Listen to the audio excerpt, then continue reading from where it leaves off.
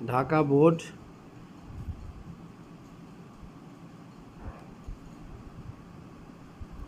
2024 সালে physics first পেপারে MCQ solve করতে চাই।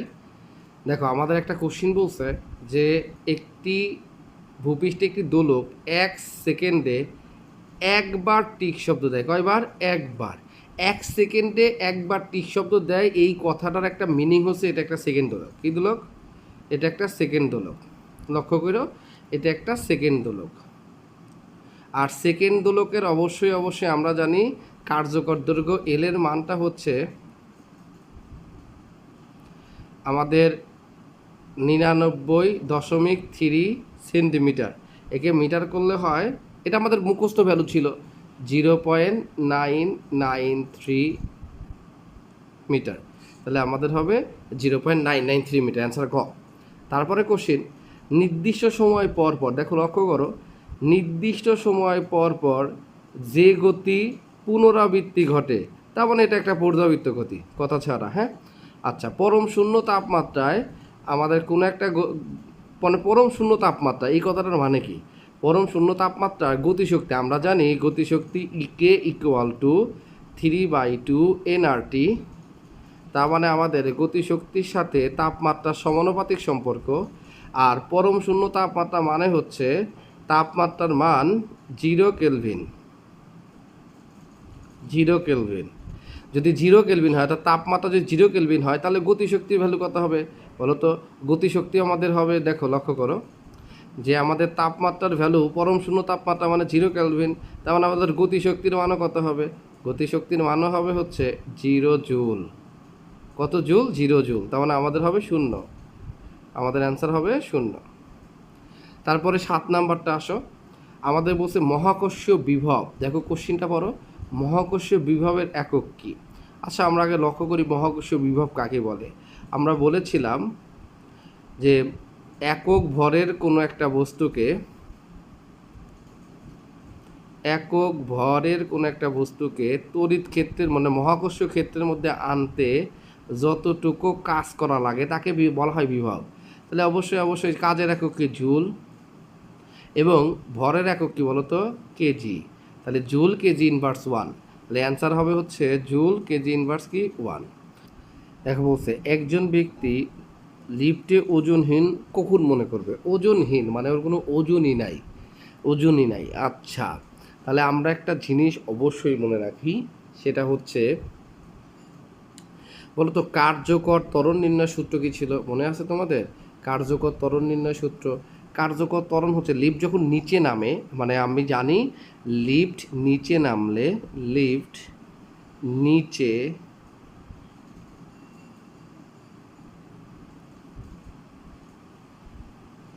নিচে নামলে আমাদের কার্যকর ত্বরণ নির্ণয় সূত্র হয়, সেটা হচ্ছে G-A। আচ্ছা, কার্যকর ত্বরণ। আর ওজনহীন মানে হচ্ছে ওজন নাই, এটা মানে হচ্ছে এম। আর এখানে কার্যকর ত্বরণ যদি দেখো এই যে আমাদের এটা হচ্ছে লিফটের ত্বরণ, এটা হচ্ছে লিফটের ত্বরণ, লিফটের ত্বরণ। আর যদি অভিকর্ষ ত্বরণ সমান হইতো, তাহলে এখানে কিন্তু জি মাইনাস জি মানে 0 হয়ে যাইতো। আর তখন আমাদের এই ওজনের মান কত হয়ে যাইতো? 0, কারণ এ প্রাইমের মান তো 0। তার মানে নিচে নামলে যদি লিফট কি ত্বরণের নিচে নামে? জি ত্বরণের নিচে নামে, তাহলে কার্যকর ত্বরণের মান 0 হয়, ফলে ওজন 0 হয়। তাই অ্যান্সার হবে হচ্ছে জি ত্বরণে নিচে নামে যখন। এবার 9 নাম্বার এমসিকিউ আসো। 9 নাম্বার এমসিকিউ আমাদের বলছে, কি বলছে এই প্রশ্ন আগে বলি। ভূপৃষ্ঠে কত কিলোমিটার উচ্চতায়, তাহলে কত অভিকর্ষ স্তরণের মান? অভিকর্ষ স্তরণ মানে ভূপৃষ্ঠে অভিকর্ষ স্তরণ, এই কথাটার মানে হচ্ছে আমাদের আমাদের বলছে ভূপৃষ্ঠ থেকে কত উচ্চতায়, মানে এইচ উচ্চতায় অভিকর্ষ স্তরণের মান, অর্থাৎ জিএইচ। আমাদের বলছে ভূপৃষ্ঠের অভিকর্ষ স্তরণের মানের কত গুণ বলো তো? ভূপৃষ্ঠের অভিকর্ষ স্তরণের মানের 25%। মানে ভূপৃষ্ঠে অভিকর্ষ যে ত্বরণ আছে জি, সেই জি এর কত পার্সেন্ট? সেই জি এর এইচ উচ্চতায় ভূপৃষ্ঠের অভিকর্ষ স্তরণের 25%।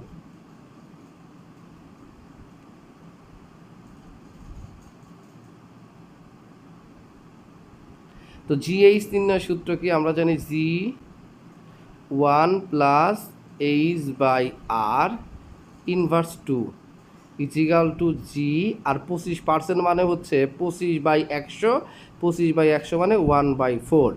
এই দেন এই জি কি কাটা, তাহলে আমাদের কি দাঁড়াইলো, আমরা একটা কাজ করতে পারি, যেহেতু এটা ইনভার্স 2, তার মানে হচ্ছে এটা বলে 1/1 plus H by R is equal to 1/4। আচ্ছা, এবার আমরা এখানে উল্টায় দিলে কি হইতো, 1 plus H by R square is equal to, এই 4ও লাভ দিয়ে উপরে উঠতো, তাহলে আমাদের 1 plus H by R is equal to হইতো 2, তাহলে এইচ বাই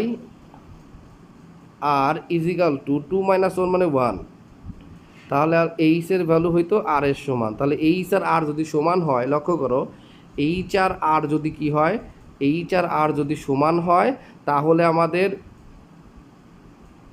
জি হবে, পৃথিবীর জি এর 25% হবে এইচ মিটার উচ্চতায় জি। তাহলে অ্যান্সার আর এর মান কত, এই যে বলে দিচ্ছে আর এর মান হচ্ছে 6400 কিলোমিটার। তাহলে এই অ্যান্সার হবে হচ্ছে ক 6400, এই যে কারণ এইচ হচ্ছে আর এর সমান। বুঝাইতে পারছি?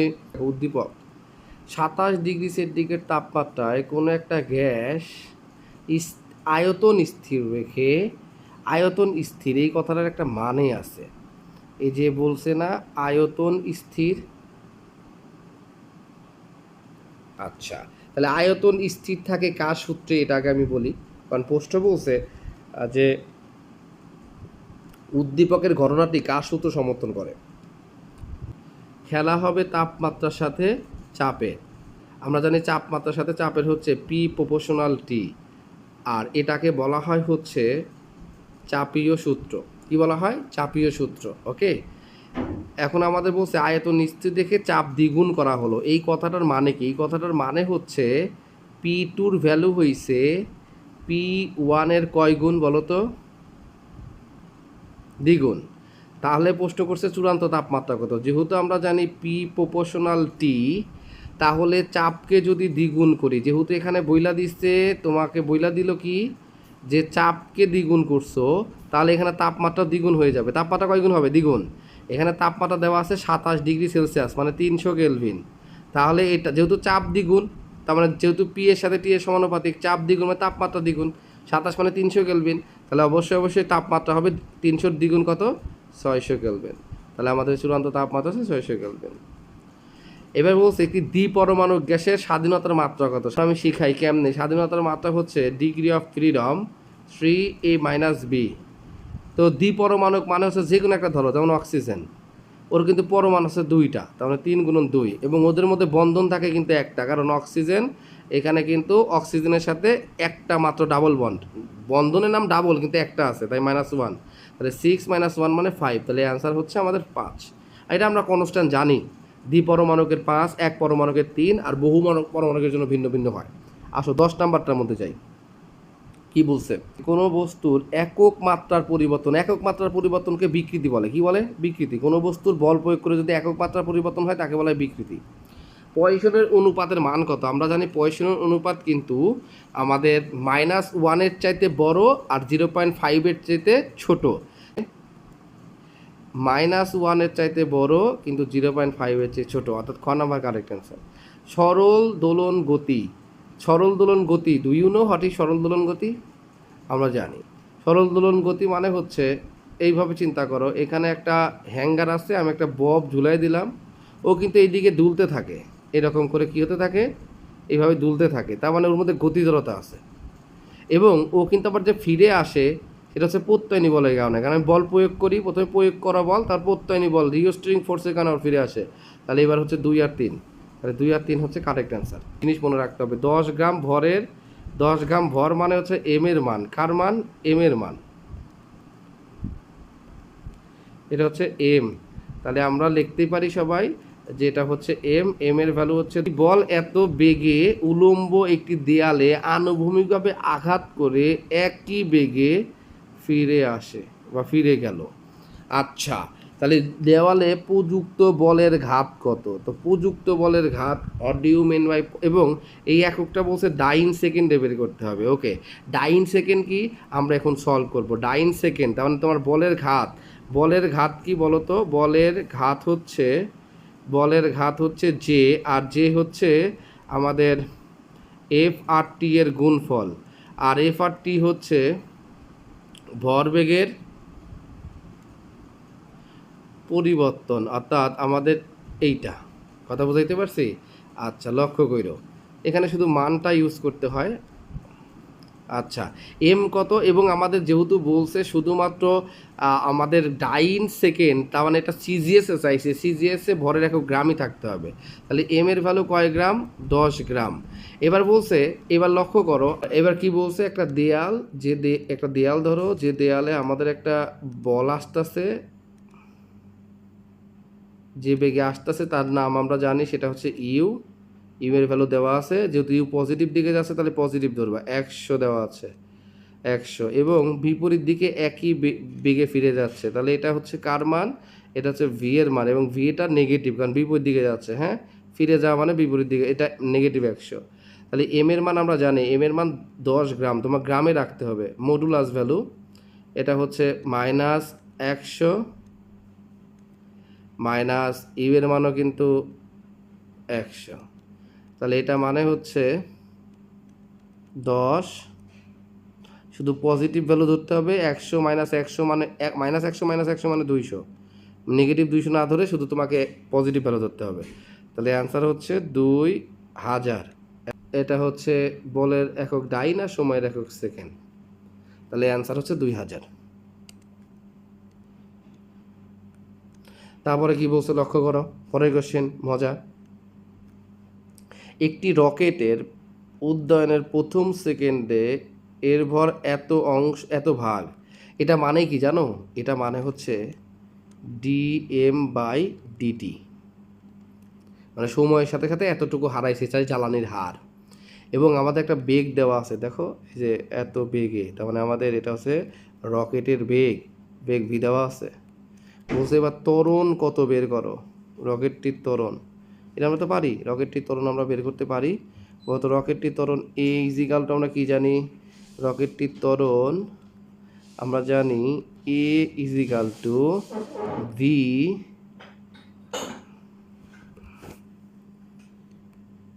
dm/dt minus G. তো ভি কত? ভি হচ্ছে আমাদের 2400, আর dm/dt হচ্ছে 1/60, মাইনাস জি কত? 9.8। এইটা আর এটা কাটা, 4 ছক কত? 24, আর মাইনাস থেকে যদি আমরা কত বাদ দেই, ওই যে 9.8 বাদ দেই, তাহলে আমাদের থাকবে হচ্ছে 30.2। তাহলে এখানে কারেক্ট অ্যান্সার হচ্ছে 30.2। পরের কোশ্চেনটা দেখো কি বলছে, 5d² x/dt² প্লাস 125 তাহলে আমি যদি 5 বাদ দেই, তাহলে d²x/dt², 25 125 0। তাহলে আদর্শ সূত্রে কিন্তু এখানে ওমেগা স্কোয়ার ছিল, রাইট? তাহলে ওমেগা স্কোয়ারের ভ্যালু হচ্ছে 25, তাহলে 5, তাহলে ওমেগাকে কৌণিক বেগ বা কৌণিক কম্পাঙ্ক বলে। তাহলে প্রথম কোশ্চেন হচ্ছে আমরা অ্যান্সার পাইছি, কৌণিক বেগ হচ্ছে ওমেগা 5, একে আবার কৌণিক কম্পাঙ্ক বলে, তার মানে কৌণিক কম্পাঙ্ক 5, কিন্তু কম্পাঙ্ক কখনো 5 না। তাহলে অ্যান্সার হচ্ছে 2 আর কত? অ্যান্সার হচ্ছে 2 আর 3, তাহলে অ্যান্সার হচ্ছে গ কারেক্ট। তারপরে বলছে নিচে কোনগুলা ভেক্টর রাশি? এমনি পারা যায়, আমরা শিখেছিলাম ভবে সব প্রিয়তম ভাসে প্রেমের জলে, কালের গ্রেডের ক্ষেত্রে মানে ক্ষেত্রফল, তারপর হচ্ছে কালের আছে গ্রেডের মানে টর্ক, কৌণিক সরণ। এখানে হচ্ছে ভর না হবে না, চাপ হচ্ছে আমাদের তাপমাত্রা মৌলিক রাশি, হবে না। প্রবাহ মাত্রা একটা স্কেলার রাশি, বিদ্যুৎ প্রবাহ মাত্রা, কিন্তু এখানে ভেক্টর রাশি দিচ্ছে, তার মানে আমাদের গ নাম্বার কারেক্ট।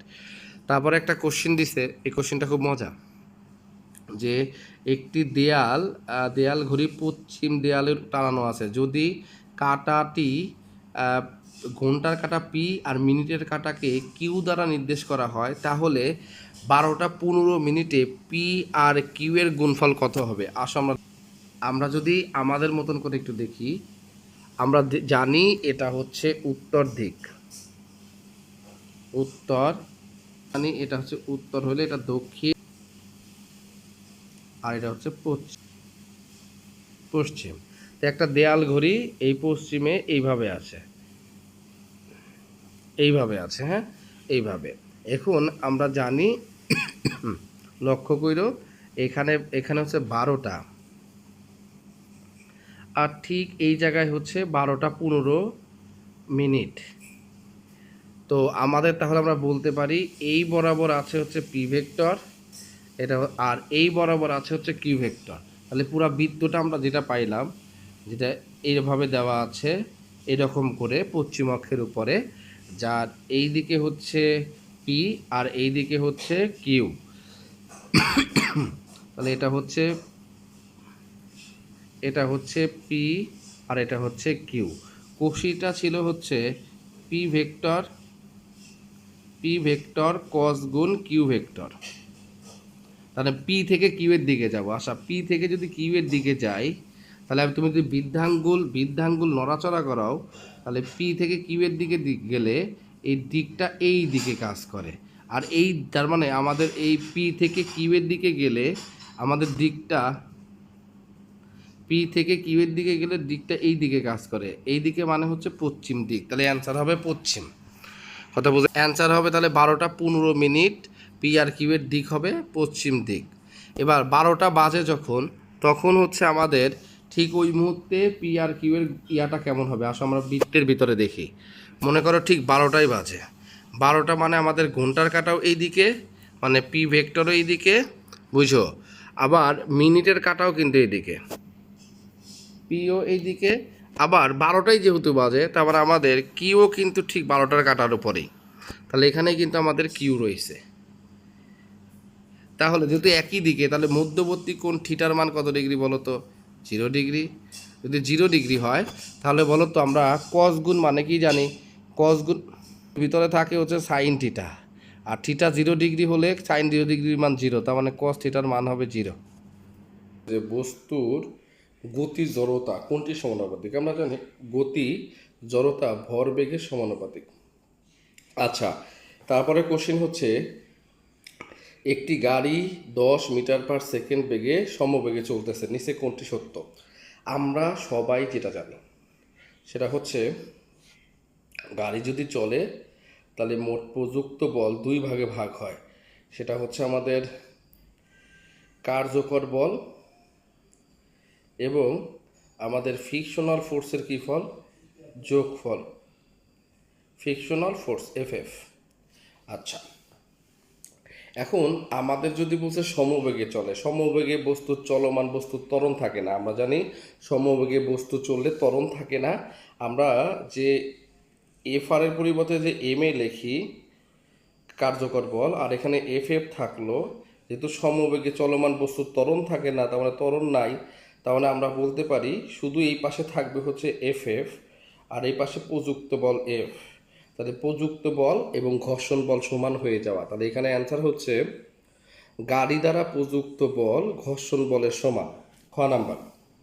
23 নাম্বার এমসিকিউ বলছে যে আমাদের যদি দেখো কোনো একটা ভেক্টর যদি ডাইভারজেন্সের সাথে কস গুণ করা হয়, তাই তাকে বলা হয় হচ্ছে কাল।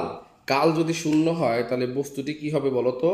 কাল শূন্য হলে বস্তুটি হবে অঘূর্ণয়নশীল, আর যে হবে অঘূর্ণয়নশীল সে হচ্ছে সংরক্ষণশীল। তো আমাদের 3 নাম্বার অ্যান্সার না কেন? কারণ সলিনয়েডাল হওয়া শর্ত হচ্ছে ডট গুণ শূন্য হওয়া উচিত। তার মানে আমি কিভাবে বলি, এই 3 নাম্বারটা কারেক্ট হওয়ার একটা কন্ডিশন হচ্ছে ডেল অপারেটরের সাথে যদি আমাদের এই ভেক্টরটা ডট গুণ শূন্য হইতো, কিন্তু কোশ্চিনে তো আমাদের কস গুণ দিছিল, যার কারণে 3 নাম্বারটা কারেক্ট না, 1 আর 2 হচ্ছে কারেক্ট। তাহলে 1 আর কত? 2, তার মানে ক নাম্বার কারেক্ট। ওইদিকে 19 নাম্বার দেখে আসি। কোনো নির্দিষ্ট ভরের বস্তুর গতিশক্তি এর ভরবেগের কি, এগুলো কিন্তু আমরা জানি। দেখো কি, লক্ষ্য করো, কোনো নির্দিষ্ট ভরের বস্তুর গতিশক্তি জানতাম ইকে হচ্ছে গতিশক্তির সাথে একটা সম্পর্ক আছে, সেটা হচ্ছে p²/2m। তাহলে গতিশক্তি আমাদের হচ্ছে ভরবেগের বর্গের সমানুপাতিক। যদি এম যেহেতু নির্দিষ্ট, তাহলে আমাদের অ্যান্সার কী হবে, সেটা হচ্ছে গতিশক্তি ভরবেগের বর্গের সমানুপাতিক। তার মানে ক নাম্বারটা কারেক্ট অ্যান্সার হবে। হ্যাঁ, বর্গের সমানুপাতিক। কোনো নির্দিষ্ট বস্তু কণাকে, কি কণাকে আমাদের বলছে, কোনো নির্দিষ্ট বস্তু কণাকে সুতায় বেঁধে, কিসের বেঁধে, কোনো একটা নির্দিষ্ট বস্তু কণাকে সুতায় বেঁধে বৃত্তাকার পথে ঘুরাইলে। ভাই, বৃত্তাকার পথে যদি ঘুরাই তাহলে একটা ব্যাপার আছে। দেখো, বৃত্তাকার পথে ঘুরাইলাম, তো আমাদের কেন্দ্রমুখী বল কাজ করবে কেন্দ্রের দিকে, কিন্তু আমাদের সরণ কাজ করবে ঠিক এই দিকে। তাহলে এখানে মধ্যবর্তী কোণ কত দাঁড়াইলো, এখানে মধ্যবর্তী কোণ 90 ডিগ্রি। আমরা জানি কাজ নির্ণয়ের সূত্র কি, W = F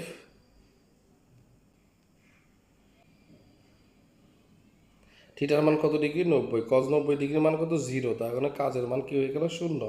তাহলে অ্যান্সার হবে হচ্ছে 0। কাজের মান কত বলো তো, 0। তারপরে সেরকম এমসিকিউ, হ্যাঁ, এটা খুব ভালো এমসিকিউ। 100 গ্রাম ভরের একটা বস্তু যার পুরুত্ব হচ্ছে কত, 1 সেন্টিমিটার। বলছে মিটার স্কেলটি খাড়া অবস্থা থেকে ভূমিতে পড়ে গেল, তাহলে স্কেলটির ভার কেন্দ্রটা কোথায়। আসো আমরা স্কেল আঁকাই। এটা মনে করো একটা মিটার স্কেল, তার মানে হচ্ছে ওর টোটাল উচ্চতা 100, কত, 100, কিন্তু ওর আগে থেকে একটা পুরুত্ব আছে। পুরুত্ব মানে হচ্ছে কতটুকু মোটা আর কি। তার মানে ও এখন লম্বা থেকে পড়ে গেল মানে ব্যাপারটা হচ্ছে এইভাবে পড়ে গেলে ওর অবস্থানটা কেমন হবে, ওর অবস্থানটা হবে এইরকম। কিন্তু ওর পুরুত্ব কিন্তু আগে থেকেই আছে। পুরুত্ব বলতে বুঝাইছে ঠিক এতটুকু, তোকে যে এতটুকু আছে না, এতটুকু, এবং এইটুকুর ভ্যালু দেওয়া আছে হচ্ছে 1 সেন্টিমিটার। 1 সেন্টিমিটার, ওকে। তাহলে টোটাল উচ্চতা কত ছিল বলো তো, টোটাল উচ্চতা ছিল হচ্ছে আমাদের, টোটাল উচ্চতা ছিল হচ্ছে 100। লক্ষ্য করো মাপটা, তাহলে এটার সাথে মিলাই দাও, ঠিক এইরকম না, এইরকম। তার মানে এইটুকু আমি যা একটু বলি তা একটু মনোযোগ দিয়ে, আগে থেকে 1 মিটার হয়ে রয়েছে। তাহলে এখন মোট উচ্চতা কত হয়েছে বলো তো, যেহেতু নিচে 1 সেন্টিমিটার খাইছে আর 1 মিটার স্কেল মানে আছে 100 সেন্টিমিটার, তাহলে টোটাল এই উচ্চতার ভ্যালু এখন হচ্ছে 99। তাহলে এখন ভার কেন্দ্র কই থাকবে বলো তো, ভার কেন্দ্র থাকবে কোথায়, ঠিক মাঝখানে কত, 99-এর অর্ধেক। 99-এর অর্ধেক কত, অর্ধেক হচ্ছে 99/2, দ্যাট মিন 49 কত 5। এই যে আমাদের আসলো, এই যে হেলে যে পড়লো, এইটুকু হেলে পড়তে ওর কতটুকু কাজ করা লাগছে, আমরা জানি কাজ W = আমাদের জি এর মান হচ্ছে 9.8, আর গড় সরণ তো আমাদের বেরোইছে। গড় সরণ কত বেরোইছে বলো তো, গড় সরণ বেরোইছে ওই যে আমরা বললাম না, 5 সেন্টিমিটার ভাগ করো 100। তাহলে যখন এখন ক্যালকুলেশন ছিল, তার মানে হচ্ছে 0.1 কেজি, জি এর মান হচ্ছে 9.8, আর আমাদের গড় সরণ হচ্ছে ওই যে আমাদের 49.5 ভাগ 100, তাহলে আমাদের অ্যান্সার হবে 0.4851। অ্যান্সার হবে কত, 0.4851। তো আমরা এই দেখো, তাহলে আমাদের এই যে অভিকর্ষ ত্বরণ দ্বারা কাজ চাইছিল, যেটা আমরা করলাম, তাহলে ক নাম্বার অ্যান্সার, হ্যাঁ, 0.4851। আশা করি বুঝতে পারছো।